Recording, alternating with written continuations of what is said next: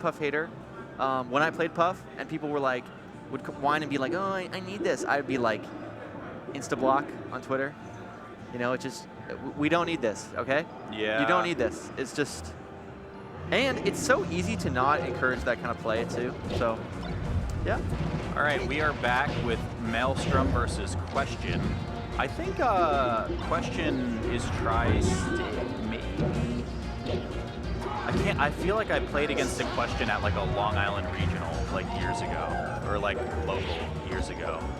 But I could be wrong here. Just very familiar tag and face. Meanwhile, Maelstrom, no way to tell where Maelstrom's from. You know, it's completely impossible. It's impossible, man. We didn't see it at all. Yeah, exactly. It just isn't there. So, so far,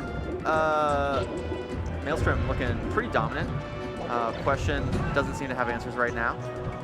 Hey. Nice. Yeah. We got there. They paid me the big bucks to be here. I'm so glad you got that. Really good DI there. Oh, no. Okay. Okay. A little light too shield, aggressive. Light shield. It doesn't even matter. You don't need it. Yeah. That was way too aggressive from Question to try to, you know, really challenge the ledge right there. One thing I think is really important in this matchup from an edge guarding perspective is the Marth killer is even better, I'd say, on Fox, because Fox can look at Marth and then jump out there with the shine. Falco can kind of do that, like you can do like a jump out shine back air, but it's just not as powerful run and grab. Yeah, okay, actually got the spot dodge. But that's definitely something we would need to be seeing more from Foxes. It's something we're not really seeing at high level. Like you and I were talking with Zane about this, and he said like they're not doing like, yeah, Marth killer 3.0, they're not kind of doing some of the stuff that like is absolutely worth doing. Right, right. But yeah, despite what some Swedish Fox players would say, this isn't looking very Marth 60-40 right now. It's, I mean, I think Cody's flowchart is also incredibly good. This was something that I pointed out in the Zaza set, is putting the light shield up is great, but what you had said earlier, right? It's about presenting the look that you can jump out there and do that. And Fox, of course, as a character, has so many good tools to be able to threaten a lot of ranges and a lot of looks. Yeah. But a thing in the Zaza set was she was putting up light shield and then not jumping out or not grabbing the ledge, so it wasn't forcing Kadoran into any types of positions right here. She also is just putting it out kind of like as an option rather than thinking like, okay, where is Marth right now? Like here, you know, you could let, like this is a good example. Maelstrom, when edge guarding Marth, is definitely looking at Marth. Yeah. And like, it sounds silly, like isn't everyone looking at their opponent? Like, not necessarily. You're kind of thinking like, okay, I'm gonna go for roll up, down, you know, get up, down smash or something. And it's like, no, you gotta be looking like, what resources does Marth has? Has he used the side B yet? Is he far enough where he could kind of make it back to the up B, etc.? And that is going to inform a really good edge guard. I mean, that is like the biggest thing, as stupid as it sounds, above 100 too. Is like every good player is like, yes, I look at my opponent's character, and like I think when you start playing the game, you're looking at your character because you want your movement to be clean, and like you're trying to figure out what you need to be doing. But at the end of the day, once you start advancing into this game, yeah, you have to be looking at your opponent the whole time. You say that, and you are right. But Mango, up until recently, was like, I don't. He's like, nah. I look at the space between us. Right, that too. I'm saying, but like. But no, but he's like, and I shouldn't do that. He's saying like, I should look at the character. So you're absolutely right, and yet there are some of the highest level players we got. It's a combination, I think. Yeah, I don't think there's one right way. But I think a lot of people, by and large, will start by looking at their own character because, you know, they want to make sure they're doing things correctly. But then you're not really understanding, like, oh, what does my opponent have in terms of resources, or what does my opponent have?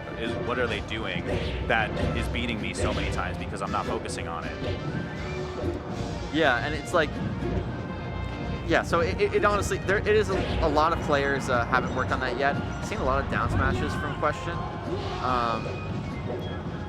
Which, it's so hard not to make the puns, and I'm not saying that because I'm like trying to be funny. I'm saying like I literally wanted to say I've seen a lot of questionable down smashes from Question, and I had to like reorient my mind. Oh, I don't know where Maelstrom was going for that one, but still pretty solid lead right here. What a grab! Yeah. Okay, this has got to be. I don't know if you get stock for this. Oh wow, oh, you read for that. That's really good.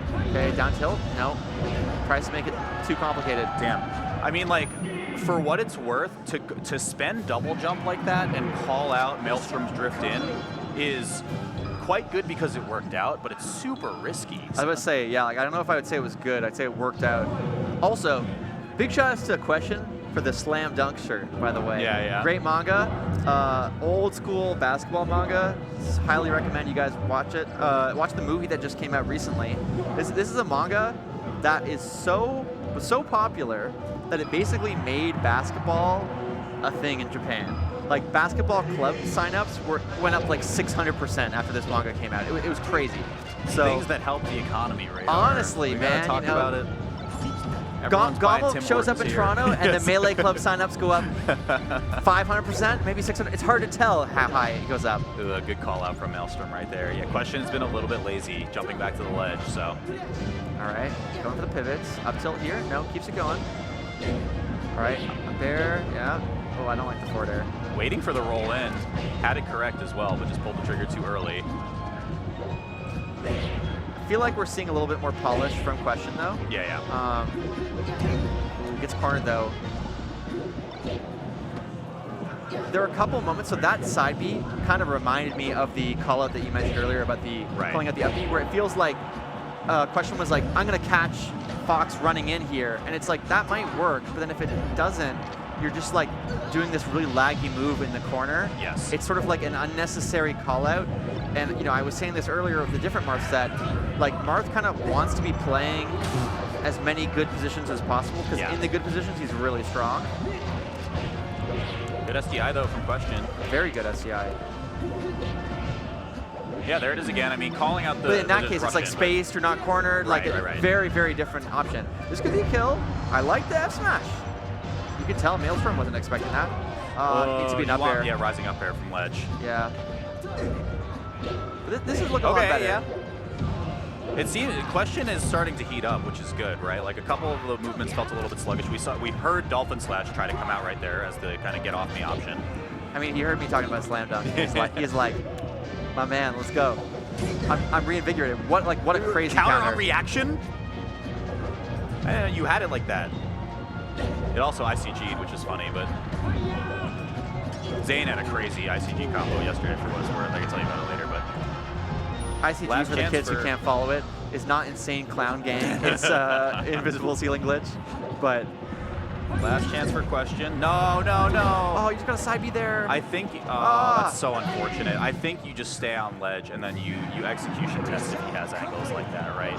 Because to fall off, especially when you reverse and kind of side switch there, it forces you into a spot where Maelstrom's been looking technically sound and he's getting that tech. That was our last set? I think so. We'll take a look at some of the replays on the way out, though, before we go. Great fist bump. I like that. You know, sportsmanship first. Okay, you know, like we're like a model citizen there, showing players how to be. Yeah, I think for as much as we talked about Question in this set and maybe some of the things that they could have been doing a little bit better, Maelstrom was playing quite clean for the most part.